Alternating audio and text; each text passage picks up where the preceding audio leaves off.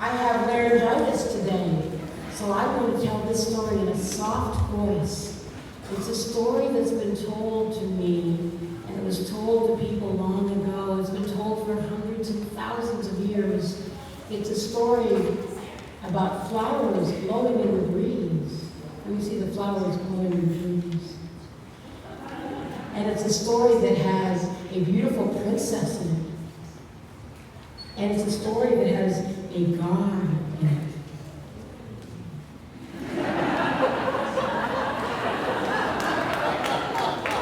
And it's a story that has a king in it. Once upon a time, there was a king whose name was King Midas. Now, King Midas was a very kind man. He ruled his kingdom fairly. And everything he did seemed very fine. People really appreciated his kindness. Now, one day, a very elderly old man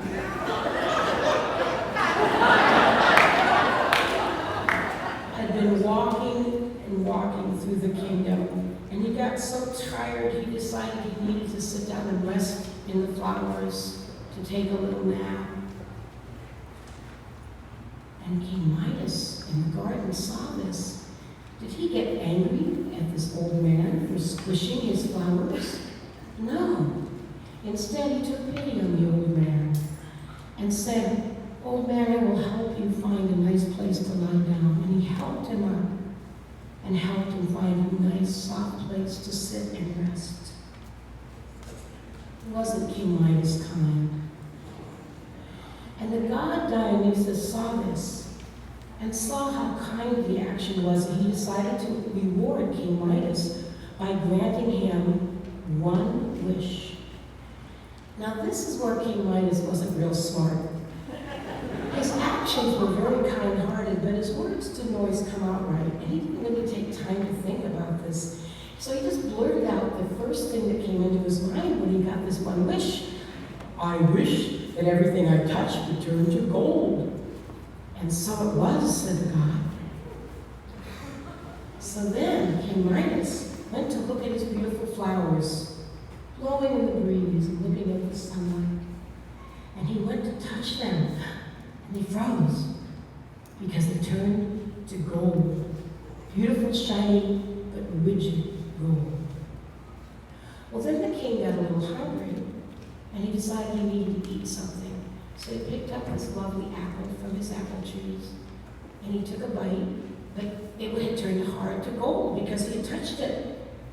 And he got so hungry because nothing he could eat was around because it all turned to gold. Then he got thirsty, so he tried to drink some water, but as soon as he touched the water with his lips, it turned to gold. He wanted to rest his head because he was so tired and weak from hunger and thirst, and he put his head onto a pillow. But as soon as he did, the pillow turned hard. It was made of gold. Then he went to visit his friends. He thought maybe one of his friends would help him. But as soon as he reached out to a friend, the friend turned rigid and gold, shiny gold, not able to move at all. He couldn't help him at all. So then he went to find his daughter, the beautiful princess. His loving daughter had always been able to help him out. So he reached out to give her a loving touch and ask for her blessing, and she turned to gold. He could hardly get out of her embrace. She was so stiff. She was beautiful, but she was not his daughter. And King Midas saw that if this kept going, soon his whole kingdom would be lifeless. It'd be gold and beautiful, but no life. So he started coming up on his hands and knees to beg to the god. He wanted the god Dionysus to take back his wish, turn everything back the way it had been, take back the golden touch. Because he was ashamed and so sad that he had wanted to have so much gold. Dionysus took pity on him and granted his request. And everything and everyone came back to life and started to move and breathe and love again. And instantly King Midas knew that though he was poor, He had all these beautiful things that he could touch them and hug them and feel them. He could eat and drink. He could feel blessed in life by what really counts. And so let us all remember what King Midas has taught us. Life is good. Love and nature and simply being alive is what is truly worthwhile.